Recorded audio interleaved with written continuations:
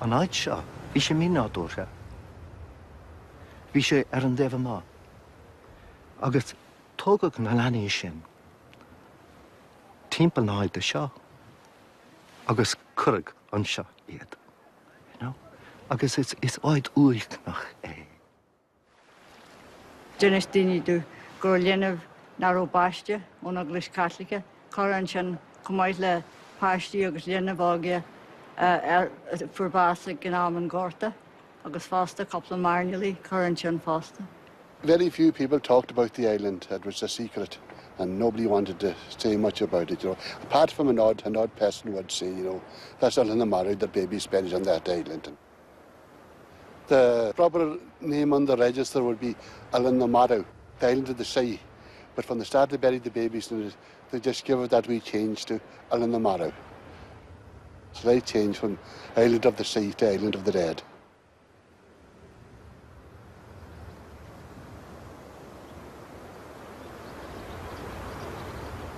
Fadó, bhí an Eglwys Christi cinnte.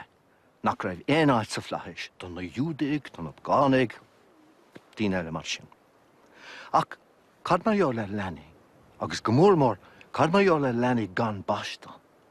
Agus dúirt abhaistín nefa, nach raibh éon áit sa phleithis, do éine gan basta. Agus bhí ar corra ar an déobh má. Ar an déobh má den rélig, I glíb. Nú crossbóthir nó áit éigen mar sin, áit na gúlta mar Oileán, cosúla Oileán na Marbh. Sé an rud a tháinig amach as sin, náire ag na hismathirí. Náire, you know, bhí siad cortha I réad na híthe. You know, bhí siad cortha faoi rún. Bhí a leanamh bocht cailte.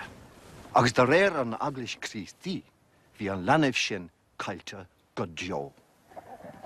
Ba teagacht mí ná dúra é sin. Ní raibh éon buint leis an tagas sin agus le íosa.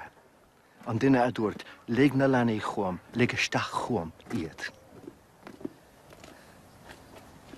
There are hundreds of women alive today who would have lost babies in the 50s and in the 60s who were never told whether they had given birth to a baby boy or a baby girl. They were told to forget about it, to move on, get on with it. And they learned very quickly that they were on their own in this journey, and they learned very quickly not to speak about it. But that did not mean that they were not mourning and grieving for a baby, and they could not grieve and mourn in any proper fashion because they had no one to help them on that journey. They were on their own. Tás again, dul siar Cillín sean ré, Riven Grístíocht, go raibh an nós ann in sa tíirse, agus go daoine díre eile chomá, go nintaí daileáil le corplinimh I slí de fiúil ón Cillín nintaí daileáil le corp na fásta. Nach gurtaí go minic leanaí in éanacht le daoine fásta sa láthir eile go céanna. Míon na scoláirí áirithe gur bhfuil na Cillíní seo cuideacha éanos bunathe sean láthracha eilecha a héin siar go dtíon réimh se págánach. Agus ní gá gur ó thonachar na Crístíochta a tháinig andas na Cillíní seo.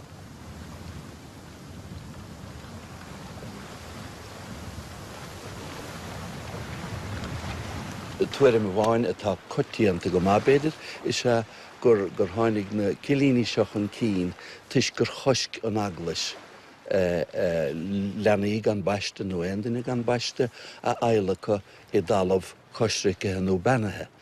Agus is fíor go raibh le héit sin de choscáin, ach de cheadaigh dlíana haglaise chomá go bhíad faoi daoine nach raibh baistethe a chur I gúine don rilig nach raibh benathe. Agus dá bhrí sin ní gá gur ón gosc aglasta a tháinig na Cillíní seach an cín, díotach gur nósfuireacht leanúnacha ón sean ré. Nuair a bhí sé mar nás leanaí a eilecha I láthir le ó riile fásta.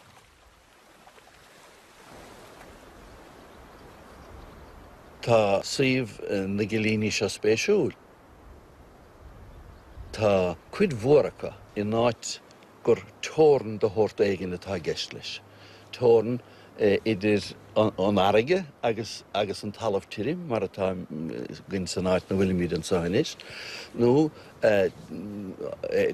tóran in sa bhéad go raibh bhruach ann nó bhruach locha a bheitist. Idir baile fearn a bháin agus baile fearn eile nó idir fráiste bháin agus práiste eile. A ríist tá spotta sais dríochtúil éigen istíg I lár na tóran agus níl sé faoi smacht ag na gnárialacha a bhainean le spás. I spás speisialta é an tóran, mar ní bhainean sé le taobh bháin ná le taobh eile. Agus an san an sort miá nó an sort bagart a bhainteach le bás linimh, dá gud faoi sa tóranna ní cheangalóch sé sin isteach le éon taobh eile da. So da bhí sé sais fé chosint mar a déir fansa. Smaoine bhile chomá a díotach a bheith I gceist an sa, is sé sin go raibh sé do dhéanta mar a saolaíoch ag drosprid dul thar isce. Agus in sa bhéad go saolófaí dearmid leanamh gan baiste, mar nach a bheith dain séireach. Mar tá leanamh gan baiste tá sé míhonna do réir na tuiscin a bhí ann an saol eile. Agus an té tá míhonna an saol eile, burasta do dhaoine a háalú go meach sé teacht ag agart díaltais dhaoine an saolsa.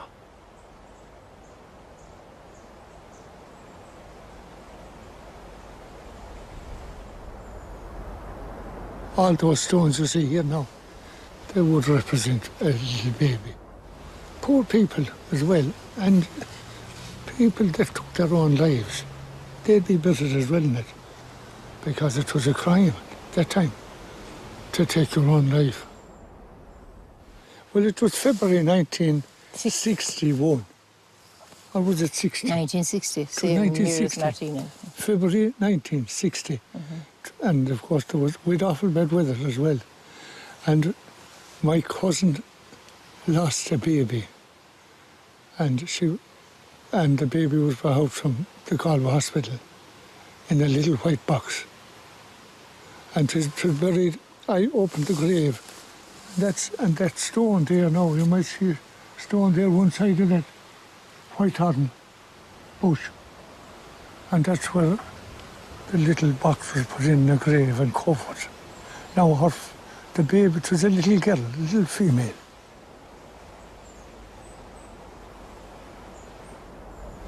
And there'd be no ritual, there'd be no priest. You see, it is unconsecrated.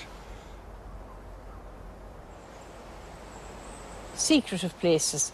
Only the mothers and the close neighbours would talk about the little burial ground and the babies. No mention of it publicly at all. Yes, forgotten. I've a little brother buried there. He didn't live only a few hours after being born. So he's buried there. He was baptised by the local midwife, and he's buried there. And my mother often told me, he's buried beside that big rock. There's a large rock there, and there's a smaller stone there beside it. Céliog idvású is córiog do ghéaga gorma chrócar bio de bhathair. Shrang an imlacáin slán adribh a bhfuil líne go háin asord. Dúirt an sagart go rabhas ródhéanach don isce baiste rónéfa a dearg ílach bó finne is a glánach firéin bheantraí. Carraig uhiú is filig hu gan ní I bapéir réalt an deisgurt. Cín línte faoin goga damhanda a bhéal. Déanadh cóirindit de bhosca hóráistí. Is mar requiem déis de bhathair le cosúireacht a muois a fasáiste. Is an bhanantra árá é go raibh fá gan stró go liombo. Amach as ospedéal na trócara. Dumpir an gariador faoine ascail hu. I dafan gair de hochrid go gort neantógach. A dugtar fós an conínach. Is ann na Carraig hu gan faidir, gan chruc, gan chris. I bólaí a dain I deanta míle Marbhian gan anam. Gan de chuirteoirí chuat och na madrí ocracha. Inniu dahad blian níos fuide an ail. Leas I réaltan deisgurt, nach gredin diagarí a hiile go rán dó limbo. Och gealam se gut a grathairín, nach faca aine dacht a húl, nach gredid chuige an tóiris. Tá limbo an cho cintas atá loch bó finne, agus is ann ó hin a bharan de bháthir, a smuointe a bhfuil neantóga á dó. Gach nuachtán ina leabhar ornaí, a géisteacht le leanaí neamhnite I dafan tróna na madrí.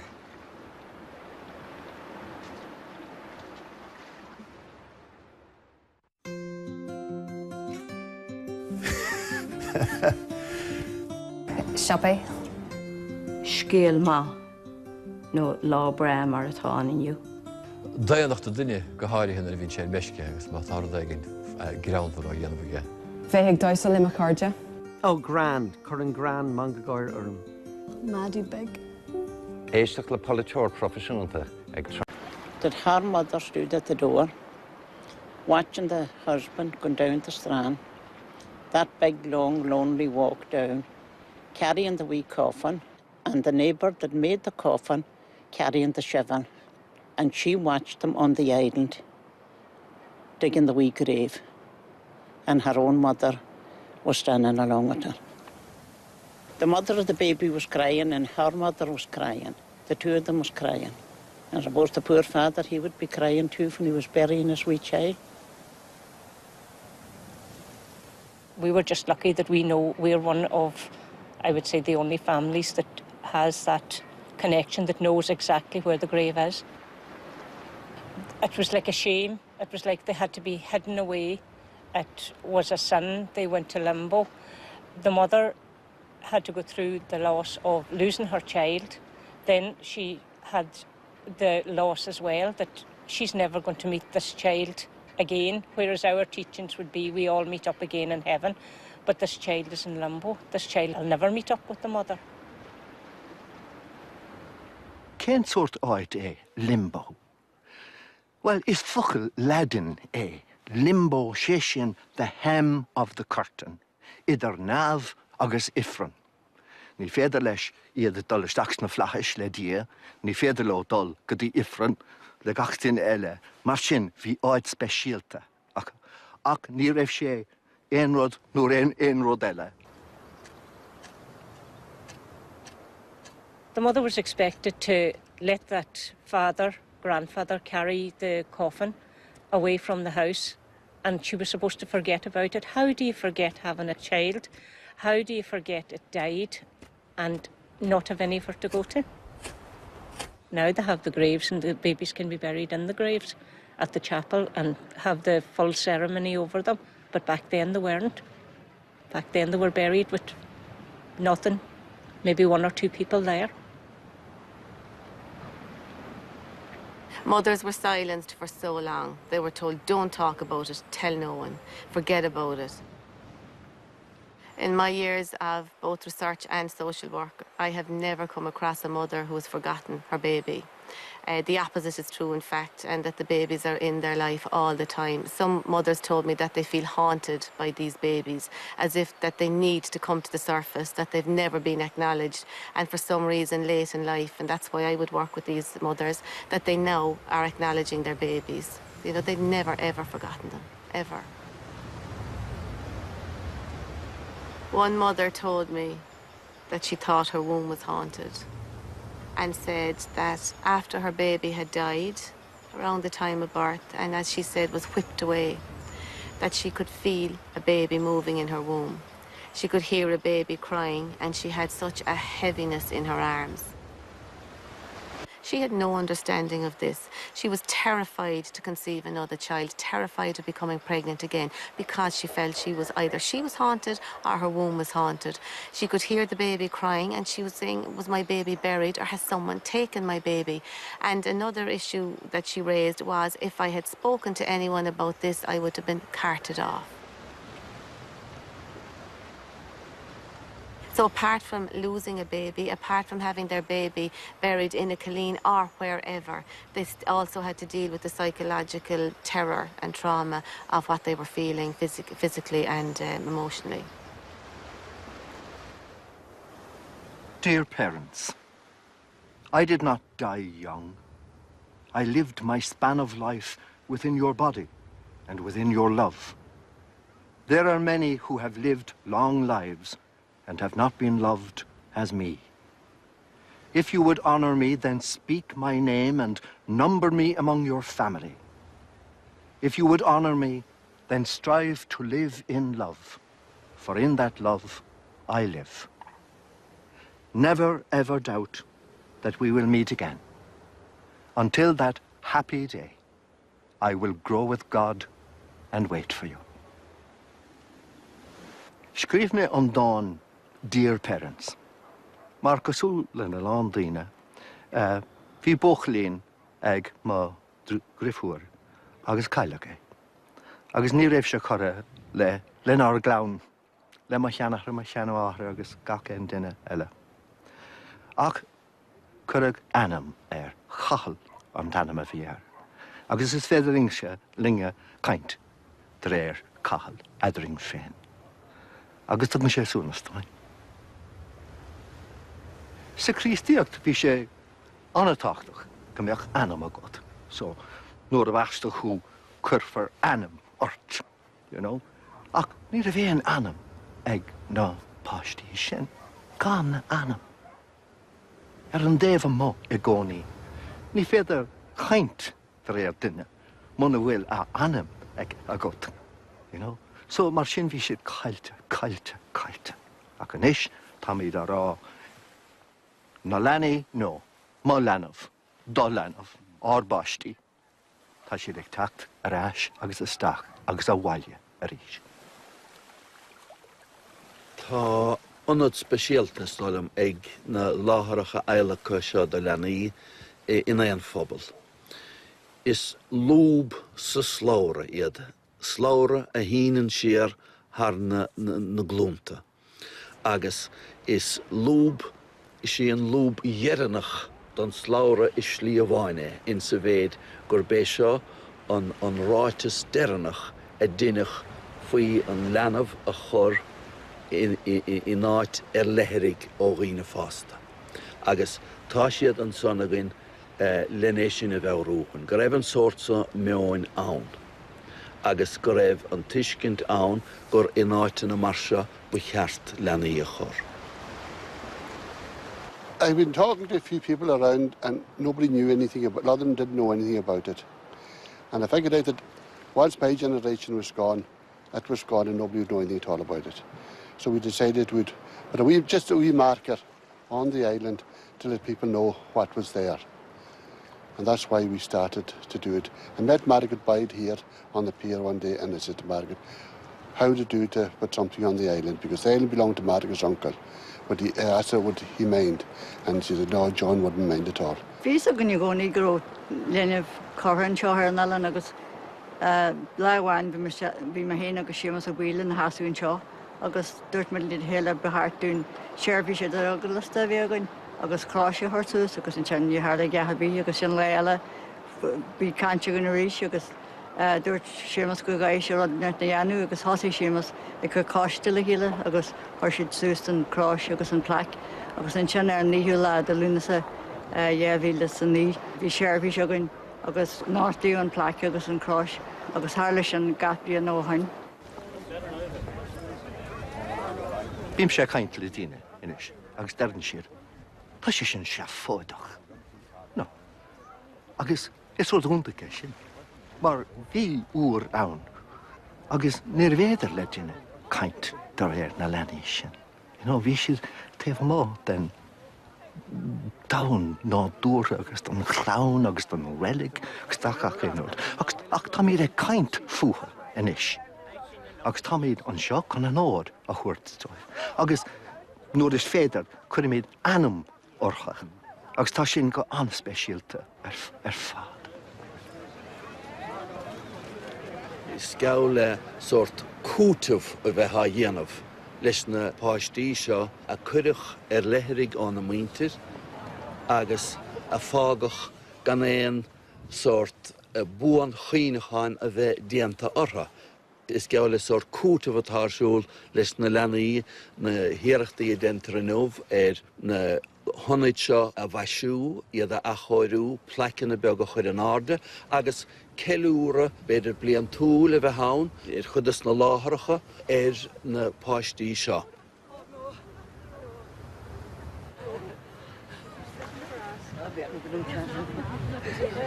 Jesus, don't be tough. Let us get up first. I think it's very sad that they couldn't be buried in the graves where their parents would be buried. Just out here, folks, Kathy, we second. Okay. I love going to it, and I love sitting up there just beside the grave. Now the ground was blessed, they're on consecrated ground. It's sort of taken them back into the community, and it's remembering, maybe not by name, but remembering that there is angels and babies buried there. They did exist, they were born, and they were ours. Although there's only one grave on the island that is named, there's hundreds of babies buried there. And I suppose by having that grave to go to, people will stand at our grave and they'll pray, but they're praying for everybody that's on that island. And it's bringing it home, and it's bringing a community together, and it's putting back that there's no sin, there's no shame. They were innocent babies, they were angels, and they were our angels and our children. Ar na hera there now gani for Daniel Digadaria can answer the holler Talaman here now and early all to do. Guys, he's now doing shit of our at Lander as the Tanchi and the Latin Spanish who are the Rags, the Spanish Tar, the Renisa. Shit of our at Lander as the Tanchi and the Latin Spanish who are the Rags, the Spanish Tar, the Renisa. Shedavawiya Talander as the Tanchi and the Latin Spanish who are the Rags, the Spanish Tar, the Renisa. Shedavawiya Talander as the Tanchi and the Latin Spanish who are the Rags, the Spanish Tar, the Renisa. One woman described to me the loss of her baby and the loss of all identity, all memories, everything that was taken away from her. She described it as beyond heartbreak. She said it wasn't my heart that was broken, it was my body, my bones, my spirit. Every part of me was shattered when the baby died and taken and never ever spoken of again. Agus a near neighbor and shot just from the Tarabani the Renisa, a widing answer, Ravel, widing word, well, it's with a yarn in the Wargate. Seven Shiri to deeper here and the Salchi to hear all the Sarah to seven the Shian men, medals, souls and souls of all the faithful departed to the mercy of God. Rest in peace, amen. Name of the Haragas of Ekhagas, the Spirit and Eve. Amen.